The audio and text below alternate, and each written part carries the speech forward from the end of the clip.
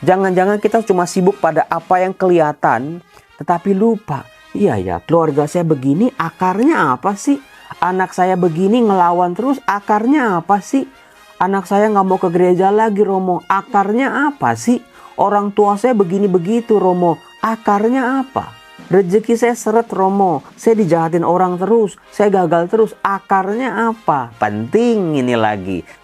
Salam damai sejahtera saudara-saudaraku yang terkasih, pencinta firman Tuhan. Berjumpa kembali dengan Bible Learning with Father Joseph edisi ke-183 di tahun 2024 ini. Saudaraku, bagaimana kabar Anda hari ini? Saya mau menyapa Oma, Opa, Bapak, Ibu, Om, Tante, adik-adik, remaja putra, remaja putri, semua pembaca firman Tuhan. Semoga firman ini memberi kekuatan bagi kita. Saudaraku, kalau Anda mendengar video ini di akhir bulan Juni, bagaimana kita diajak oleh gereja untuk menutup bulan Juni ini? Coba Anda flashback, Anda lihat ke belakang selama bulan Juni. Dari tanggal 1 Juni, 2 Juni, 3 Juni, terus minggu pertama, minggu kedua, minggu ketiga, sampai hari ini di akhir bulan Juni. Apakah hidup Anda lebih banyak senangnya atau lebih banyak susahnya? Lebih banyak ketawanya atau lebih banyak nangisnya? Lebih banyak bersyukurnya atau lebih banyak kecewanya? Lebih banyak berkat-berkat Tuhan yang terasa dan tergenggam atau berkat-berkat Tuhan yang nggak kerasa, tersembunyi dan terlepas seringkali? Coba Anda pikirkan lagi sebelum kita mengakhiri bulan Juni ini. Iya ya Romo ya, terima kasih Romo ingetin setiap akhir bulan kita untuk melihat kembali. Karena sangat penting saudara-saudara, apakah seluruh hidup yang kita jalani selama 1 bulan ini pada akhirnya membawa kita pada sebuah rasa syukur. Kita membawa persembahan diri kita selama bulan Juni ini ke hadirat Tuhan yang Maha Kasih. Apakah kita punya kepercayaan diri yang mantap? Tuhan, ini aku, ini anakmu yang kau kasihi. Ini Tuhan pengorbananku, imanku, harapanku. Kebaikan-kebaikan yang sudah aku perbuat Tuhan. Semua pengorbanan-pengorbananku, jeripayahku Tuhan. Ini ku persembahkan Tuhan. Termasuk air mataku dan rasa percayaku padamu. Atau kita sebaliknya. Insecure. Aduh malu Romo kalau ngadep Tuhan. Karena apa? Saya seringkali melanggar perintah Tuhan. Saya seringkali masih selintat-selintut Romo. Saya masih nggak setia Romo. Saya masih hidup dalam dosa besar Romo. Kalau udah begitu, nanti ketemu Tuhan jatuhnya takut karena kita sebagai seorang pendosa. Kita nggak punya rasa kepercaya diri yang mantap. Sehingga kita tidak bisa merasakan Tuhan itu penuh kasih. Udah takut duluan. Nah, saudara-saudara, silakan kita periksa diri kita. Saudara-saudaraku yang terkasih, ada 1-2 hal yang bisa saya gali untuk Anda. Ternyata di akhir-akhir bulan Juni, teks-teks kitab suci banyak berbicara tentang apa yang menjadi dasar fondasi iman kita. Ini sangat penting saudara-saudara, melihat akar, melihat fondasi, melihat pilar-pilar yang menopang. Sebelum bangunan naik ke atas, pasti akar menjadi sangat penting. Saya pernah waktu di Filipina, itu saya mau ujian disertasi. Udah stres, cenat-cenut kepala, tiba-tiba gigi saya yang ini sakitnya minta ampun. Waduh, itu udah ditambal, udah diapa-apain, nggak bisa juga sakitnya berkurang. Akhirnya saya ke dokter gigi, dilihat, diperiksa, ternyata saya harus menjalani root canal treatment. Anda yang dokter gigi pasti tahu, perawatan akar. Itu nggak sehari 2 hari, bolak-balik terus. Padahal lagi mau persiapan ujian ini.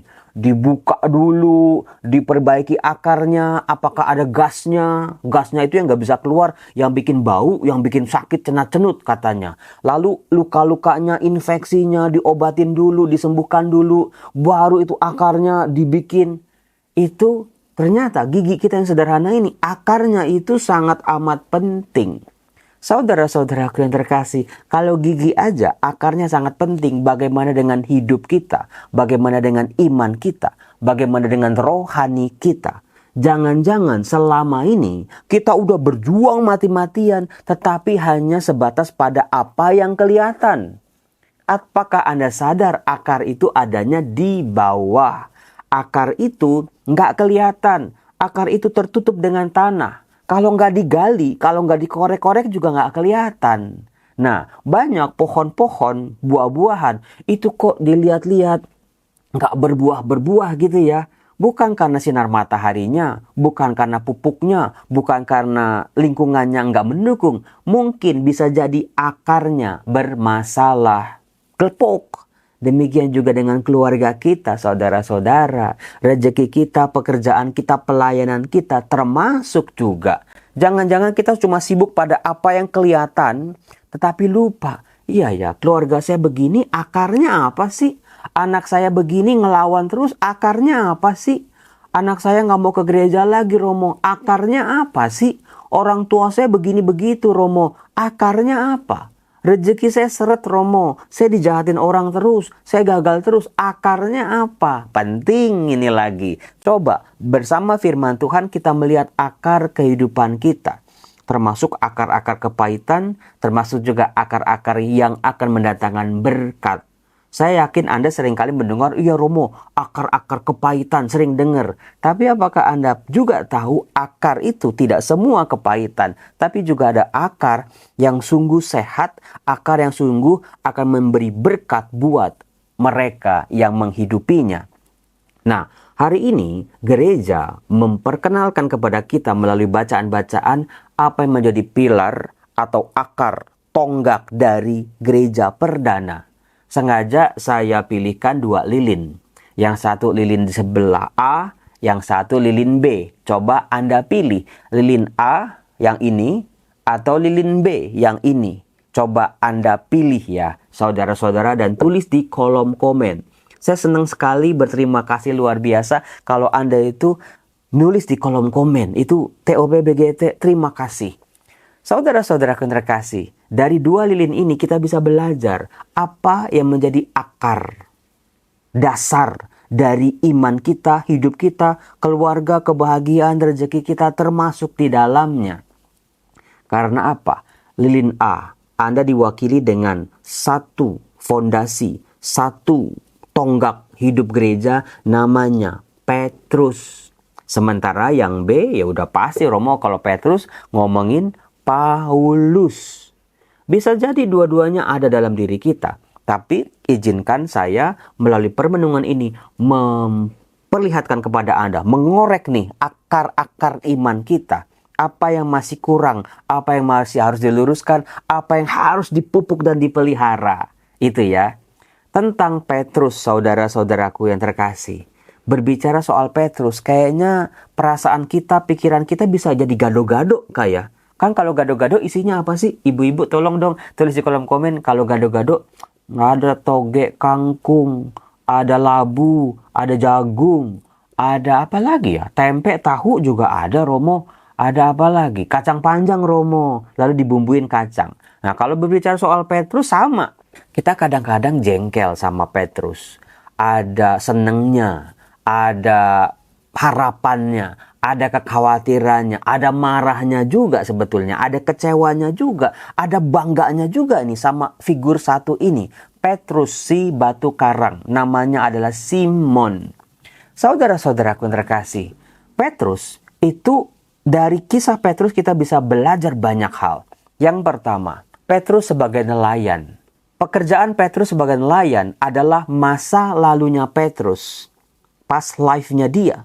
Ketika dia jadi nelayan, dia menjala ikan, bukan? Lalu, masa depan Petrus adalah Petrus sebagai penjala manusia. Dia disiapkan oleh Tuhan Yesus menjadi penjala manusia, menjadi salah satu dari murid Tuhan.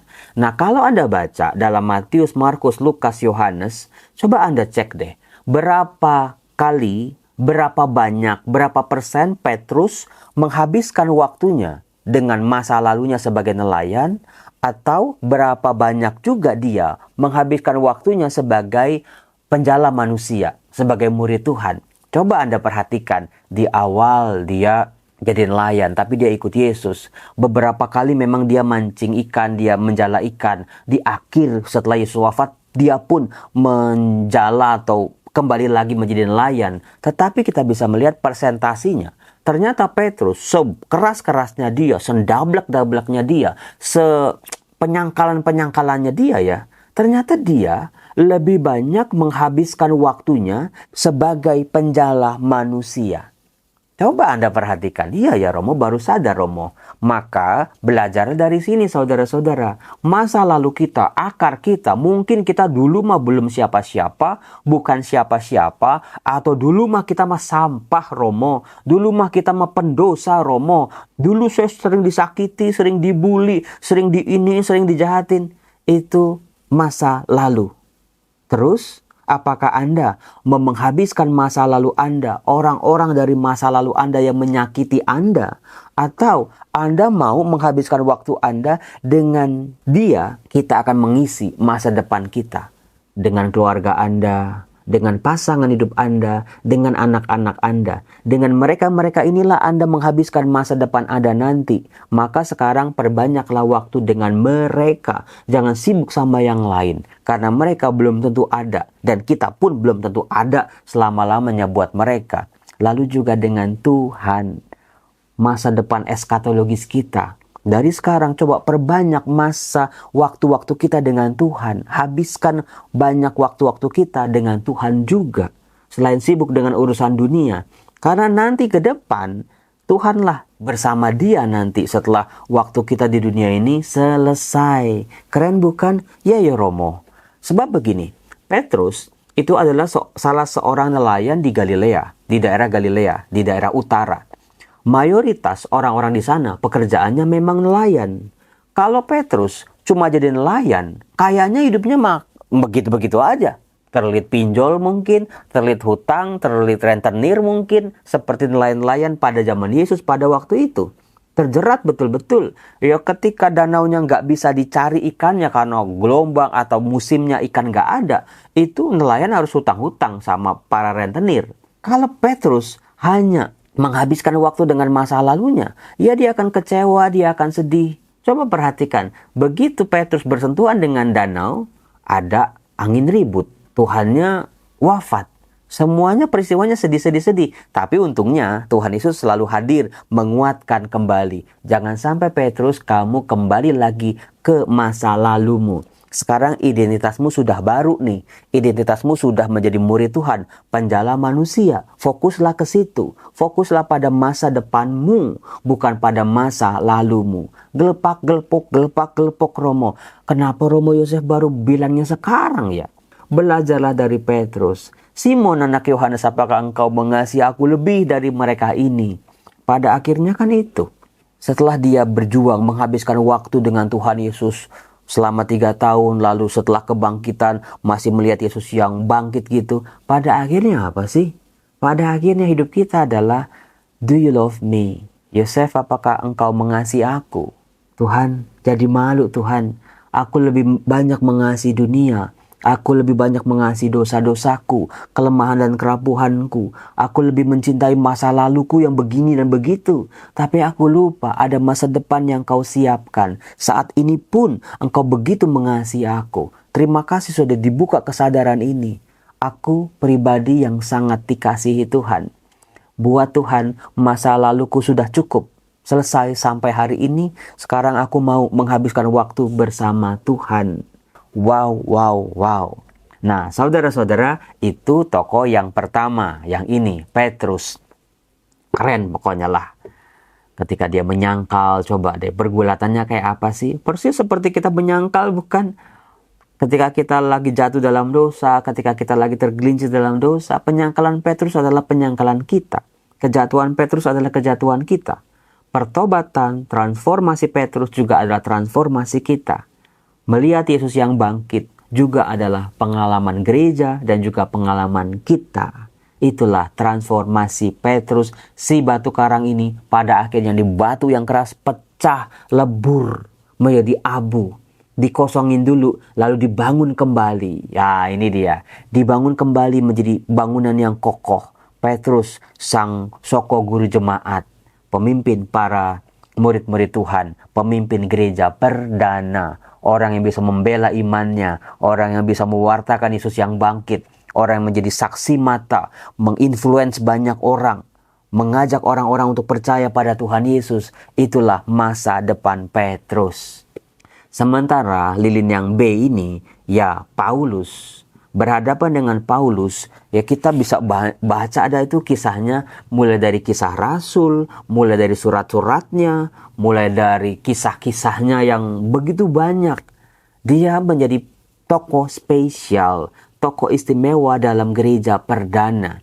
Ternyata seperti Tuhan Yesus memilih Petrus yang bukan siapa-siapa, Tuhan Yesus juga memilih Paulus yang adalah penganiaya jemaat. Orang ini aku pakai menjadi bejanaku, menjadi alat bagiku. Apakah Anda tahu kata Theukos itu artinya vas atau alat. Kepada Ananias, Tuhan Yesus berkata orang ini akan kupakai menjadi alatku, menjadi bejanaku, menjadi Tauratku ini. Itulah rencana Tuhan Yesus buat Paulus. Membuat banyak orang mengenal Tuhan. Membuat banyak orang mengenal Taurat yang baru, yaitu Tuhan Yesus sendiri. Kalau yang satu ini bukan orang terpelajar, kalau yang ini terpelajar banget. Kalau yang ini polos banget, yang ini pinter banget. Kalau yang ini keras kepala banget. Kalau yang ini nih luar biasa. Dua-duanya luar biasa sih buat saya. Ketika Saulus dipanggil, dia mengalami juga tuh kejatuhan tuh. Dia mengalami betul-betul hidupnya terpuruk habis. Dia tidak bisa melihat. Dan apakah Anda tahu? Tidak ada satupun orang-orang yang mengikuti dia dari Yerusalem itu nemenin dia. Sebuah kepiluan sebetulnya. Selama ini Paulus dengan semangatnya ya. Ternyata relasi-relasinya dengan sesama orang yang mengejar-ngejar jemaat Kristen palsu. Relasinya cuma fungsional. Relasinya cuma pekerjaan. Karena apa? Setelah Paulusnya buta, ditinggal dia seorang diri. Mungkin ya, kita banyak teman. Mungkin. Tapi seringkali ketika kita butuh sesuatu, teman-teman kita mau meninggalkan kita. Seringkali begitu. Maka kalau Anda punya teman yang setia, punya teman yang baik, punya teman yang peduli sama Anda, dijaga baik-baik. Jangan dimanfaatin, jangan dikhianatin. Belajar dari pengalaman Paulus ini, dia orang yang ditinggalkan sebetulnya. Dia pikir dia hebat, dia pikir dia dipuja-puja, dia pikir dia itu wah pribadi yang istimewa. Ternyata setelah jatuh dia ditinggalkan. Nah saudara-saudaraku, setelah dia disembuhkan oleh Tuhan Yesus, kita bisa melihat bagaimana ya dia sama-sama melupakan masa lalunya. Dia tidak terikat oleh masa lalunya, oleh ambisinya, oleh kehendaknya, oleh amarahnya, oleh nama besarnya. Dia tinggalkan itu semua, dia mulai dari bawah. Nah ini dia. Paulus bisa hebat mulainya dari bawah, saudara-saudara. Dari apa sih? Ditolak. Banyak orang menolak Paulus. Ya karena apa? Ya gimana mau deket-deket nanti jangan-jangan dimasukin penjara. Banyak orang gak percaya sama Paulus. Orang-orangnya, teman-temannya, orang-orang jemaat Kristen pada waktu itu, para murid Yesus, nggak ada yang percaya sama Paulus. Takut setengah mati karena masa lalunya. Jadi masa lalunya Paulus ini bukan cuma menakutkan dirinya sendiri, tapi juga menakutkan banyak orang. Saudara-saudara yang terkasih, mulailah seperti Paulus dari bawah. Dia membangun kembali, dia meriset. Kalau kata komputer atau handphone itu di reset pabrik. Dia tumbuh menjadi pribadi yang istimewa. Tuhan mau pakai dua pribadi ini. Gak peduli dengan masa lalu mereka. Karena Tuhan mau pakainya masa mereka hidup dan masa depan mereka. Dan buahnya luar biasa. Saudara-saudaraku yang terkasih, berbicara tentang Paulus. Dia bukan cuma menua. Dia bukan cuma bertambah usia. Tetapi dia adalah orang yang pada akhirnya bisa dewasa. Dia bisa menerima kehidupannya. Saudara-saudaraku, dari sharing iman Paulus, ada satu bagian yang paling favorit buat saya. Yaitu ketika saya melihat Paulus di masa tuanya. Apakah dia merasa hidupnya sia-sia? Apakah dia akhirnya cuman kembali menjadi pribadi yang tua dan ditinggalkan? Kita lihat dari 2 Timotius bab 4 ayat 6. Aku telah mengakhiri pertandingan yang baik. Aku telah mencapai garis akhir. Dan aku telah memelihara iman. Saudara-saudaraku yang terkasih, saat kita tiba ya, apakah kita keluar sebagai pemenang atau keluar sebagai orang yang kalah? Sebab kita sudah mengakhiri pertandingan dengan baik atau ternyata masih banyak tugas-tugas PR yang belum selesai dalam diri kita. Saudara-saudaraku, semoga akar-akar kehidupan kita dipulihkan, diperbaiki, dan dikuatkan sehingga kita bisa bertumbuh, berkembang, dan pada akhirnya berbuah. Salam damai sejahtera, selamat berakhir pekan. Bye-bye.